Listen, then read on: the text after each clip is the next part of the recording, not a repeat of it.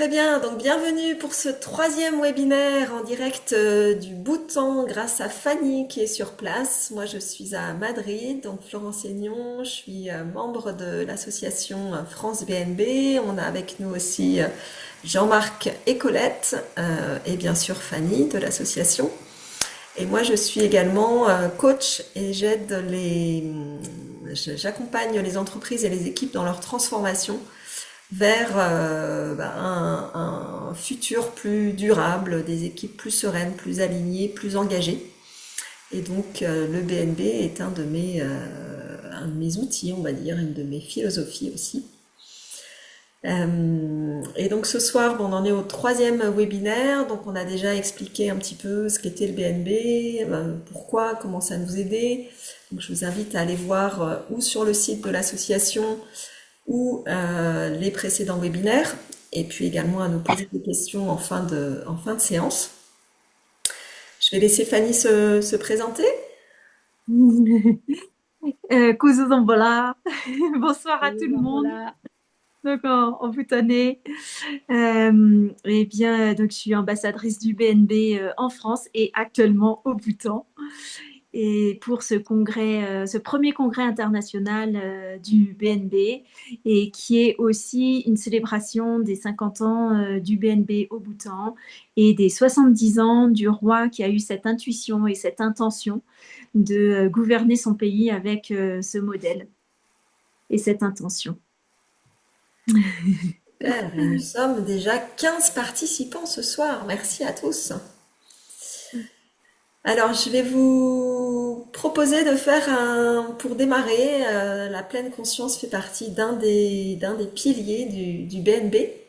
Donc, je vais vous proposer déjà de vous poser juste pour qu'on rentre un petit peu tous ensemble. Donc si vous voulez peut-être couper vos micros, vous installer confortablement, non, justement dans une posture digne, les pieds au sol, le dos dégagé de votre chaise. Et puis je vais permettre de couper les micros. Et puis juste prendre déjà quelques respirations, fermer les yeux si c'est bon pour vous. J'inspire et j'expire. Et déjà, je prends conscience de ma respiration, de ce qui est là pour moi. Juste peut-être un petit check de ma météo intérieure. Quand on se lève le matin, on regarde le temps qu'il fait dehors. Il peut être intéressant de vraiment observer qu'est-ce qui est là pour moi maintenant. Qu'est-ce qui est là dans mes pensées, dans mes sentiments, dans mes émotions.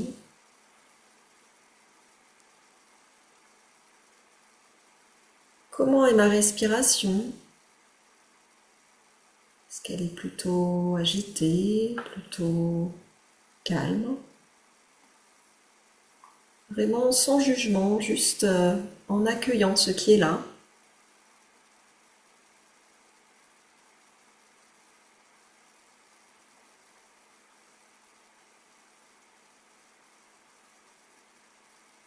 Observez comment est votre corps, quelles sont les sensations dans votre corps, de la tête aux pieds, en incluant le visage, en portant une attention particulière à chacun des muscles du visage.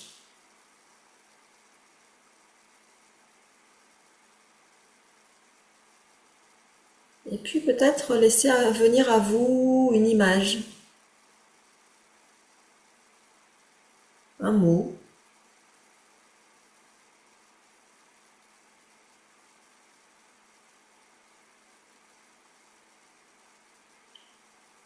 Et quand c'est le bon moment pour vous, je vous laisse ouvrir les yeux, bouger le bout des doigts, le bout des pieds et revenir parmi nous. Merci à tous. Si vous avez envie de partager peut-être juste un mot dans le chat pour vous, nous partager s'il y a une image, un mot, une sensation, une émotion que vous avez envie de partager avec nous au démarrage de cette séquence. Alors, bah, du coup, je vais en profiter pour partager pour le groupe. Moi, là, c'était une journée vraiment très remplie. Et donc, du coup, j'ai des pétillements là de partout, tout autour. Je sentais aussi comme si on me posait une main sur l'épaule gauche. Et puis, à la fin de la méditation, voilà, je sentais qu'il y a quelque chose voilà, qui se libérait un peu dans le ventre. Comme si j'avais besoin de digérer un peu voilà, tout ce que je vis. Super. Alors, il y a une question aussi dans le chat. Donc, est-ce qu'il fait froid et quel décalage horaire? Donc, il y a 5 heures de décalage. Donc, Fanny Alors, dit tout le l'honneur groupe, d'être là encore tard le soir. il fait nuit assez tôt ici. Ouais, peut-être vers 6-7 heures, il fait nuit. Euh, et, et donc, du coup, on vient de finir la veillée au feu et tout le monde est allé se coucher. Donc, il est 23 heures pour moi. Et pendant la journée, ça monte à plus de 20 degrés. Mais par contre, le matin, le soir, il fait froid. Donc, merci la doudoune que j'ai achetée avant de partir. Et, ben, j'ai pas trouvé comment mettre le chauffage. Donc, je me suis dit, bah, c'est pas grave, j'en ai pas besoin. Donc, c'est aussi ça, la suffisance matérielle. C'est expérimenter autre chose. Mais quand même, je vais mettre 2 couettes pour ce soir. Super. Alors, je partage les mots qui sont apparus dans le chat. Donc, on a présence, paisible, paix, joie et compassion, bonheur, connexion. Et moi, joie aussi de vous retrouver et de vous voir si nombreux ce soir. Hmm. Voilà. Bon, alors on a prévu donc aujourd'hui de vous rentrer un petit peu plus au corps dans ce premier forum mondial du bonheur national brut. Et Fanny a vécu, donc comme elle me disait, beaucoup d'ateliers, beaucoup de rencontres, et notamment certains projets. Donc Fanny, j'ai vu que tu avais qu'il y a un projet qui se dessine au Bhoutan d'une ville de la pleine conscience. Il l'appelle Ouais. Mindfulness City. Ça m'a beaucoup intriguée puisque donc la pleine conscience fait partie, comme Alors, je l'ai dit, ouais. d'une des pratiques du BNB et de la présence. Alors explique-nous un petit peu plus quel est ce projet. Alors, ben, le cinquième roi du Bhoutan, qui est le roi actuel, donc le fils du quatrième roi qui a eu cette intuition et cette intention, a lui aussi une vision pour son pays, même s'il y a un gouvernement avec des ministres et que c'est quand même le gouvernement qui gère le pays. Mais par contre, le roi peut quand même décider de mener certains projets. Et là, il s'est dit, euh, il faut vraiment continuer à développer le BNB et aller encore plus loin. Et l'intuition qu'il a eue, c'est créer une ville entière BNB. Donc, Gelefu Mindfulness City. Gelefu, ça se situe à la frontière de l'Inde, au sud du Bhoutan, au centre et au sud du Bhoutan. Et l'idée, c'est de créer une zone et une ville expérimentale entièrement BNB sur tous les aspects. Et faire appel à tous les experts internationaux sur tous les sujets pour d'abord faire monter en compétence les Bhoutanais et petit à petit, voilà, ils monteront en compétence. Donc, ils ont fait appel aux meilleurs architectes et l'idée, c'est d'être complètement intégré dans la nature. Et donc, c'est un architecte, je crois, hollandais qui a été retenu. Et les images que vous pouvez voir sur Internet, sur cette ville, sur les plans, donc évidemment, elle est en cours de construction, eh bien, c'est très intégré à la nature. Donc pas du tout, et tout dans l'architecture bhoutanaise.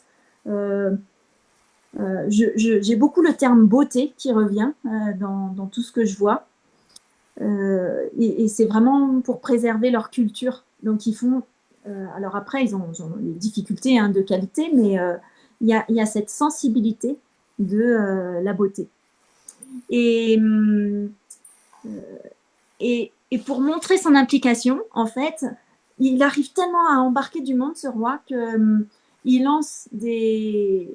Ils ont un terme bhoutanais, j'ai plus retenu le terme, mais ah bah voilà, on voit un petit peu une image, effectivement, de la ville.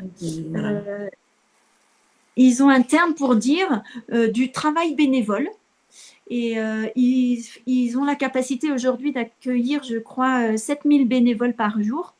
Et le roi lui-même, on a vu certaines photos, quand il a une semaine de libre, il vient même lui-même donner un coup de main sur la construction. On le voit porter du bois, mais il le fait vraiment. C'est pas juste pour la photo.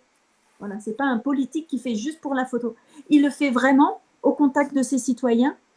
Et pour moi, c'est un exemple. Je trouve ça vraiment impressionnant. Et donc, du coup, il y a vraiment une opportunité pour tous ceux qui sont vraiment précurseurs dans cette approche du BNB pour aller expérimenter dans cette ville. Donc, déjà, voilà, j'ai pu discuter avec donc ce responsable de ce projet, en charge de la communication. Et donc, il y a plusieurs idées déjà qui ont émergé.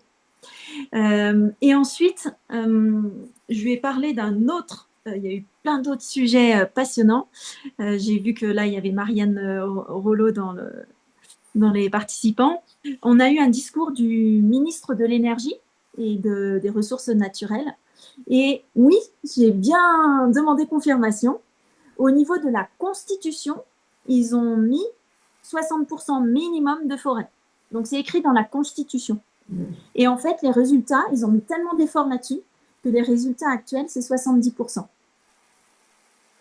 Et on avait entendu aussi dans le discours d'inauguration l'ancien Premier ministre qui disait qu'effectivement c'était un des seuls pays à empreinte carbone négative et qui comptait vraiment bien le rester. Et ils ont mis en place aussi une certaine règle, c'est que si pour X raison, il y a un arbre qui tombe, ou bien pour un projet, on a besoin d'abattre un arbre, alors déjà, ils vont essayer vraiment de l'éviter, eh bien, la règle dit qu'il faut au moins planter 4 arbres. Donc, imaginez si en France, à chaque arbre qui tombe ou qui est coupé, on plante 4 arbres. C'est vraiment... et c'est une règle. Voilà. Donc, tu me dis comment ils mettent en place le BNB, mais c'est très concret en fait. Ils appliquent ces 4 piliers, ces 9 domaines, et chacune de leurs décisions, c'est comment on peut agir concrètement. Le roi qui fait concrètement pour inspirer et une semaine, voire plus, dès qu'il a un moment de libre. Là, c'est cette loi qui dit tu replantes 4 arbres s'il y en a un qui est tombé. C'est waouh. Donc Marianne demande depuis quand le pays est ouvert au tourisme. Alors je peux ajouter aussi ce qu'on a vu dans le petit interview. On peut peut-être partager le début de l'interview du guide. Allez. Ça va nous mettre dans le sujet. Donc Fanny a eu la chance ou a pris l'initiative plutôt que de la chance d'interviewer un guide hier. Pardon. Hop. Et en introduction, donc effectivement, le tourisme, c'est... Alors je sais pas depuis quelle année c'est ouvert au tourisme, Fanny, je sais pas si tu as l'info. Non, je peux chercher la date demain. Ouais. Ils ont vraiment choisi parce que ce qu'il faut voir, c'est que c'est aujourd'hui 800 000 habitants. C'est le nombre d'habitants de Marseille. Donc, pour préserver leur culture, ils se sont dit, on peut pas, c'est un pays tellement beau que tout le monde voudrait venir en fait. Et donc, ils se sont dit, si on ouvre juste comme ça au tourisme, on va être envahi. Et typiquement, si on voit les villes qu'on a en France, sur la Côte d'Azur, ou bien les villes les villages de ski, par exemple, eh bien, effectivement, tu passes d'un chiffre de population à x10. Et donc, ils n'ont pas voulu vivre ça. Donc, c'est pour ça qu'ils ont vraiment choisi un tourisme restrictif dans cette idée de rester vraiment dans leur pays, avec leur culture, et pas d'être envahis. Super. Alors on partage un petit peu de cette vidéo. Vous voyez l'écran, c'est bon? Ouais. Kuzuzumbola. Zambola. What is your name? My name is Sonam Tashi, and Ah. it means a fortunate one. Wow, so I'm lucky to be with you today as a guide. I'm also happy to be as your guide for a day with you, Fanny. And what is it just behind? What do we see? Okay, you can just have a glimpse over there. A beautifully stuffed on a cliff that is known as Paro Tatsang, which means Tiger's Nest Monastery. Blessed by Guru Rinpoche in the 8th century, and later in the 17th century, the monastery was built by Gyaltsite Rinpoche, one of the great Buddhist masters. Alors du coup, il y a peut-être des gens qui ne parlent pas anglais, donc je traduis rapidement. Donc le guide nous dit que c'est un monastère qui est derrière lui. Yeah. And how do you live GNH, Gross National Happiness, as a guide? As a guide, you see, helping others, right? So you can, you're always with a guest. So sometimes you're with a senior guest who are really old enough. So helping them is also fulfilling one form of GNS. And yeah, you teach them how to be, a good person, sharing about Buddhism, speaking good, thinking good, talking good. So I consider that GNS is not a big word, or it's that you have to fill it up in a bigger way. So it comes also in a very small way, helping others, talking good with them, thinking good to them. That is also one form of GNS. Donc Fanny demande comment il vit le bonheur national brut comme un guide et avec ses clients. Et il dit que pour lui c'est assez simple en fait parce que il suffit juste de leur parler des principes du BNB, du bouddhisme, hein, puisque évidemment le Bhoutan, quoi, je sais pas si c'est évident, mais en tout cas le Bhoutan est un pays bouddhiste. Et il leur enseigne en fait comment parler juste, avoir le mot juste et vivre justement en fait. Voilà, je propose qu'on s'arrête là, Fanny, parce qu'on a plein Ouais, d'autres tout à fait. thèmes et des Ça questions aussi ça peut-être. fait penser aux accords Toltec, non? Oui, en fait, tout à fait. Mm. Ouais, ouais. Et ce qui était intéressant, c'est qu'il disait qu'il voulait vraiment incarner et montrer par l'exemple. Et ça, c'est quoi, voilà. Et puis ne jamais être dans le jugement. Et puis Et donc trouver ça, cet c'est vraiment- équilibre aussi entre culture et modernité, entre respect vraiment de leur culture et de modernité. Mm. Il y avait une question aussi sur est-ce qu'il y a des travaux sur l'eau et l'énergie? Donc l'énergie, tu en as parlé, tu peux peut-être compléter Alors, un petit ils peu et puis sont, ouais, ils sur l'eau. sont que en énergie verte. En fait, ils ont, il y a quand même l'eau qui descend des glaciers, hein, donc il y a énormément d'hydraulique. Et puis après, depuis quelques années, ils ont mis un peu de panneaux solaires aussi. Et ils sont en surplus d'électricité avec ces deux moyens. Et puis, au niveau de l'eau, typiquement, quand j'ai fait cette marche à ce monastère, à un moment donné, il y avait de l'eau qui coulait. Et là, le guide m'a dit que c'était de l'eau sacrée et que je pouvais la boire et que ça allait me donner des bonnes énergies. Donc, oui, l'eau, du coup, il y a la fonte des glaciers aussi. Donc, et du coup, je peux enchaîner sur le fait qu'on a eu une autre présentation d'une personne, d'un jeune assez connu au Bhoutan, parce qu'en fait, enfant, il a été acteur dans Little Buddha et puis 7 ans au Tibet. dans ces films-là. Et donc, il a été au contact du Dalai Lama, etc. Et aujourd'hui, il s'est dit qu'il avait arrêté sa carrière d'acteur très jeune, vu qu'il avait tourné enfant. Et c'était quoi sa mission maintenant? Donc, et en fait, là, dernièrement, il a fait un voyage en vélo de l'est à l'ouest du Bhoutan pour sensibiliser les citoyens bhoutanais, les écoles, sur préserver la nature. Et donc, on le voit voilà, avec son VTT sur le dos dans certaines zones très escarpées. Et donc, il y a aussi ce type de personnes Parce que il y a beaucoup de critiques parfois sur le Bhoutan. Ce qu'il faut voir, c'est que le BNB, c'est vraiment un chemin. C'est pas, non, tout le monde n'est pas illuminé au Bhoutan. Leur philosophie fait que naturellement, dans leur état d'être, ils sont dans la joie, dans la gratitude, mais c'est leur culture. Par contre, ils ont plein de difficultés et plein de challenges à surmonter, comme partout dans le monde. Et ça veut pas dire qu'ils les ont réussi. Voilà. Et qu'ils les occultent, mais qu'ils les confrontent en fait. Voilà, ils font vraiment face. On a eu un autre interview d'une étudiante qui parle super bien. Sa conférence était vraiment inspirante. Et c'est Solane que tu avais interviewée?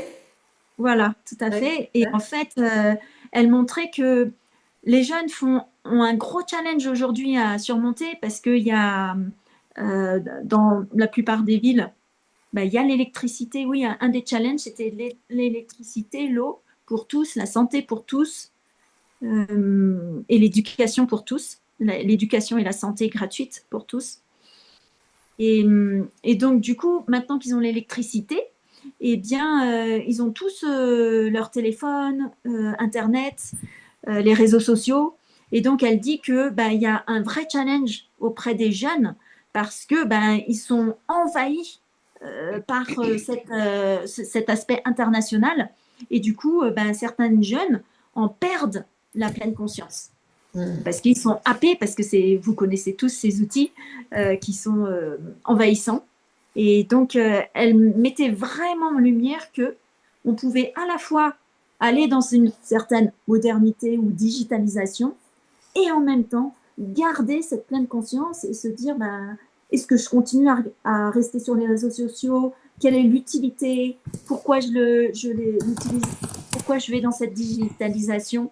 Et donc, vraiment ramener de la pleine conscience dans cette digitalisation et tous ces réseaux sociaux. Et d'entendre cette mixité entre le ministre de l'Énergie qui est plutôt une personne âgée, cette étudiante plutôt jeune, et cette mixité aussi intergénérationnelle, c'était vraiment inspirant. Super. Et il y a eu aussi un autre atelier, alors je ne sais pas si tu peux nous en parler, sur l'économie régénérative et distributive.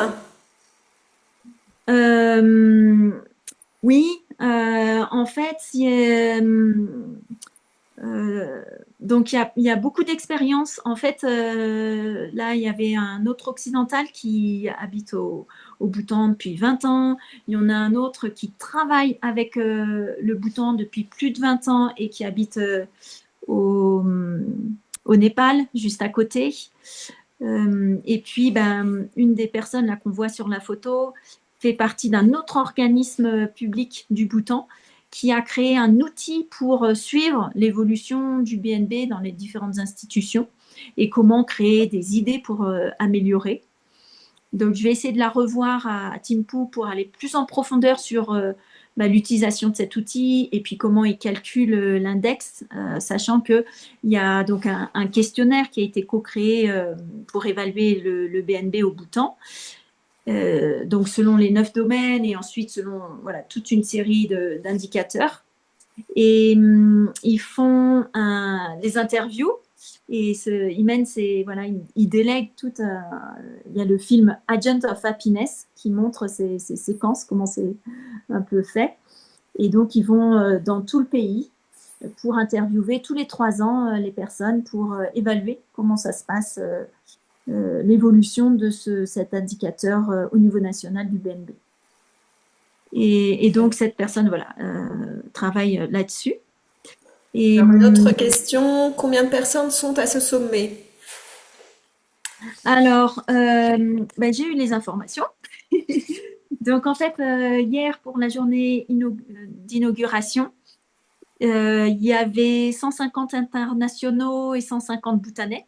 Par contre, aujourd'hui, on allait un petit peu plus en profondeur et aujourd'hui, demain et le reste du séjour, on est 30 internationaux et 30 Bhoutanais. Donc, c'est un peu plus intime. Ça permet, l'idée, c'est aussi de faire des connexions vraiment entre les leaders du BNB dans le monde pour s'entraider et aller plus en profondeur. Super. Alors, il y avait une autre Oui. question. Est-ce qu'il y a de la géothermie? Je ne sais pas si tu as l'info. Non, j'ai pas l'info, j'ai pas l'impression. En tout cas, j'en ai pas entendu parler parce que j'adore ça. Donc, je pense que j'aurais eu l'information, mais peut-être, ouais, voilà. Donc, j'ai pas l'information. Super. Et quel pays participe à ce sommet? Alors, j'ai pas rencontré encore tous les internationaux parce que c'est par petites bribes. Il y a un grand groupe d'une dizaine de personnes d'Espagne. On est 3 Français. Là, j'avais Australie? interviewé. Comment? L'Australie, tu nous avais dit? Ouais, voilà, l'Australie. Il y a une personne de UK, Royaume-Uni. Taïwan, tu as vu quelqu'un? Taïwan, ouais, voilà, Taïwan. Oui, je pense des Indiens. Les Népalais, ils sont pas là? Il y a une personne, oui, qui travaille au Népal et qui habite au Népal et qui est venue aussi. Canada, on me demande. J'ai pas eu d'interaction avec le Canada. Donc, voilà, ça se construit petit à petit. Oui, tout à fait. Et on a eu un atelier vraiment intéressant aussi par l'équipe d'Espagne. C'était un atelier corporel, kinésiologie, qui s'appuie sur une échelle de Dawkins. Oui, je crois que comme ça qu'on le prononce. Et j'ai vu qu'il y avait une personne qui doit connaître cette échelle. Et en fait, ce qui est montré, c'est que le Bhoutan, sur cette échelle énergétique, est le pays le plus élevé et se situe dans la zone de joie. Voilà, au niveau évaluation de ce niveau énergétique. Donc, voilà, de se dire waouh, je suis dans un pays qui vibre le plus haut du monde. Donc, il y a les sommets les plus hauts du monde, mais c'est aussi vibratoirement, voilà. Il vibre haut. Et donc, c'était intéressant parce que ça nous ramenait dans le corps. Donc, soit on utilise son intuition, on a les réponses. Moi, de plus en plus, ça vient comme ça. Mais sinon, on peut utiliser son corps comme une antenne. Et donc, en général, si la réponse est oui, pour soi, c'est pas des réponses universelles, la vérité est la vérité personnelle, le corps va vers l'avant et si c'est non, le corps va vers l'arrière. Ou bien, je ne sais pas si tu peux remontrer pour qu'on me voit et du coup enlever la... en fait, une autre technique, c'est d'utiliser son doigt et si par exemple je dis je m'appelle Fanny et que je teste avec l'autre, là, ça ne marche pas, quoi, ça bloque.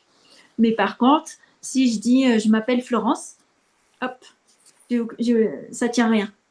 Voilà. Donc, c'est une autre technique pour savoir si c'est vrai ou si c'est faux. Parce que, voilà, parfois, on est tellement embrouillé dans le cerveau, on a des peurs, on a des doutes, que notre intuition première, peut-être, elle peut être un peu faussée. Alors que si on utilise notre corps, du coup, on va avoir les bonnes réponses pour soi. Alors après, on leur demandait, mais si on se trompe, qu'est-ce qui se passe? Mais en fait, c'est pas grave. Parce qu'en fait, même si on croit que c'est pas bon pour nous, eh bien en fait, peut-être qu'à moyen terme, c'est bon pour nous. Donc c'est l'histoire où à court terme, ben, c'est mauvais. Mais en fait, si tu regardes un peu plus loin, ah ben, parce qu'il y avait ça qui était mauvais, ben, du coup, ça a donné ça qui était bon. Et c'est l'histoire sans fin sur est-ce que c'est la chance ou la malchance. Voilà. Donc, du coup, il y a eu cette expérience-là. Super. Et puis, Pardon. ouais, Jean-Marc qui demande quelle est la percée ou l'avancée la plus significative du BNB dans le monde ces 2 dernières années. Est-ce qu'il y a quelque chose qui est apparu dans le monde, en fait, c'est justement, on a eu une discussion là autour du feu, ben, en particulier avec celui qui a des membres de l'équipe du centre BNB en Australie. L'Australie, il faut savoir que comme c'est pas trop loin à l'échelle de la planète, il y a énormément de Bhoutanais qui vont en Australie. Et donc, j'ai plus les chiffres, mais il y a une ville où il y a 20 000 Bhoutanais. Donc, on va dire, c'est l'équivalent de la deuxième ville du Bhoutan, mais à l'étranger, quoi. D'accord. Et donc, du coup, ben, ils ont voilà, un peu plus cet état d'esprit. Et du coup, il y a beaucoup d'interactions entre l'Australie et le Bhoutan. Et, Je crois qu'il y a un gros centre, effectivement, GNH Center Australia, voilà. qui est actif. Et donc, du coup, chaque année, ils emmènent, voilà, ils ont des programmes pour une vingtaine de leaders ou 40 leaders pour faire tout un programme exploratoire ici au Bhoutan, en plus d'activités qu'ils ont localement. Et donc, on a aussi réfléchi sur ben, c'est quoi un centre BNB et comment. Et en fait, c'est pas si facile à définir. Et ce qu'on voit par rapport à ce que nous on vit en France, c'est que ben il y en a qui font du BNB sans le savoir, il y en a qui ont une opportunité. Par exemple, on a eu des stagiaires qui ont fait leur stage BNB avec nous, et puis après, ben ils continuent leur cursus et du coup, on n'a plus de nouvelles d'eux. Ou bien il y en a certaines personnes ont suivi une formation BNB et puis ils ont un peu expérimenté. Après, on n'a plus de nouvelles d'eux. Mais ça ne veut pas dire qu'ils ont arrêté. Parce qu'une fois qu'on est formé, c'est comme la méditation. On ne va pas l'oublier de sa vie. On apprend pour toute sa vie. C'est comme le vélo.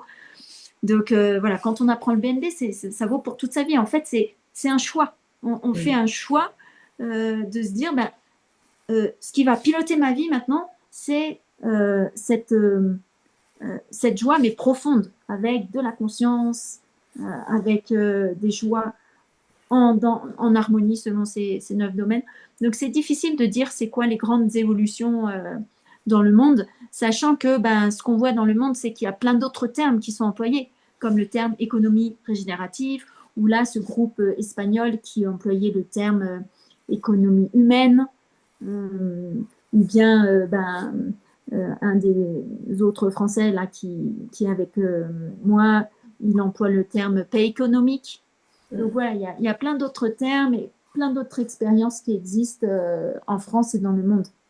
Donc, ma croyance, c'est qu'en 2026, ça va être le moment de faire des liens entre voilà, toutes ces initiatives qui sont éparpillées, ou bien comme ben là, avec Florent, tout le mouvement d'humanisme universel, il y a plein de choses très très proches en fait. Donc, super. Je vois que l'heure tourne. Ouais, j'ai envie de rajouter encore un point parce que c'était vraiment passionnant. Donc, on a fini toute une discussion autour d'un grand feu. Et j'ai pu demander sur comment créer en fait un champ unifié avec un groupe de personnes. Donc, quand on lance un projet, quand on a un groupe de personnes à former. Et en fait, une des clés, c'était d'abord soi-même, en tant que facilitateur, se connecter au champ universel, on va dire. et en posant l'intention qu'on va réussir à créer cette connexion, cette cohérence cardiaque entre tous les acteurs.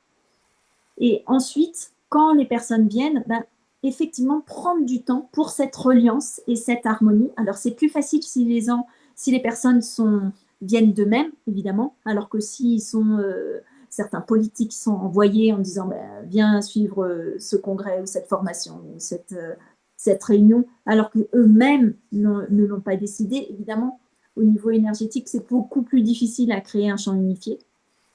Et donc, il disait d'essayer aussi d'utiliser des techniques un peu moins mentales, et qu'une technique qu'il utilisait, c'était de demander aux gens de dessiner qui ils étaient, et ensuite de faire un tour de table pour expliquer leur dessin, et que, en fait, d'utiliser le storytelling, ou en français raconter des histoires, eh bien en fait ça facilite l'unité de l'énergie entre nous êtres humains.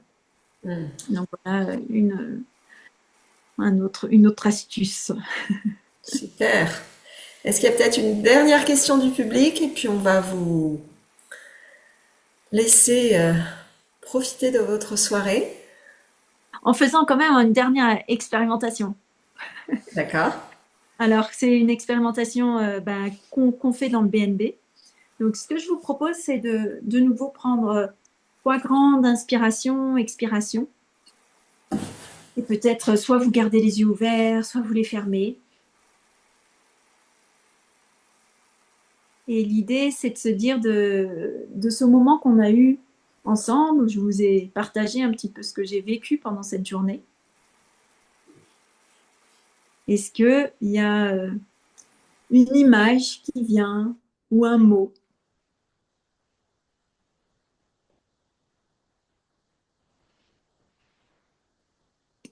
Et en faisant ça, en fait, on active davantage notre partie inconsciente, notre cerveau créatif, intuitif.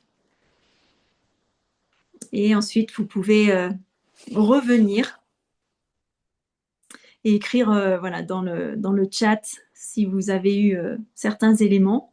Pour moi, c'est assez amusant. En fait, j'ai vu comme un quartier de lune et puis quelque chose qui était suspendu et qui commence à se balancer. Et voilà l'image qui est venue. Et je me dis, bah tiens, peut-être que c'est ça. C'est le BNB, c'est peut-être quelque chose parce que la lune, on la voit de toute la Terre en fait. Donc ça peut être peut-être ça, un équilibre à trouver et qui peut être en fait en prenant de la hauteur et vue de toute la Terre. Super, merci Fanny. Dans le chat, on a développement régénératif, futur, soleil et chaudron alchimique. Alors moi, j'ai vu un arbre avec plein de fleurs qui allaient grandir. Mmh. Voilà, bah vous pouvez remettre vos micros si vous voulez pour qu'on se dise à tous au revoir, vos vidéos pour ceux qui ne les avaient éventuellement pas mises. Un très grand merci à tous pour votre participation. On diffusera donc la séquence en replay. Je vais diffuser aussi la séquence d'hier en replay. Je vais la charger ce soir si vous voulez aller regarder. Et on vous donne rendez-vous mercredi à la même heure sur le même lien pour la suite. Et peut-être Fanny aura fini son forum. Et l'idée de cette dernière rencontre, c'est peut-être plus un appel à l'action. Donc avec ce qu'on a appris, ce qu'on a vécu ensemble, qu'est-ce qu'on veut en faire? Est-ce qu'il y a quelque chose qui peut émerger de cette rencontre, des gens qui ont été présents avec nous? Voilà, merci beaucoup à tous. Très belle soirée. Merci. Merci. Et Bonne en soirée. boutanais, on dit Tachidelek. Tachidelek. Tachidelek. Merci à tous. Et puis peut-être un dernier mot. Donc vous retrouvez les informations de l'association France BNB. Je vous ai mis, non, je vous ai pas mis le lien. Je vais vous le remettre. Et je vous ai mis le lien des informations du Bhoutan, si vous voulez aller regarder. Et si vous voulez soutenir l'association, vous pouvez adhérer. On a besoin de 200 adhérents pour être reconnu d'utilité publique, donc ça nous aiderait. Et puis si vous voulez soutenir Fanny qui a fait le voyage pour nous faire vivre ces moments, elle a aussi une cagnotte que vous pouvez aller voir sur son profil LinkedIn et sur les infos LinkedIn. Merci pour elle. Une très belle soirée à tous. Bonsoir et Et merci. n'hésitez pas à nous contacter avec d'autres questions, demandes pour mercredi. Au revoir. Florence. Au revoir. Merci. Merci, au revoir. Merci à tous.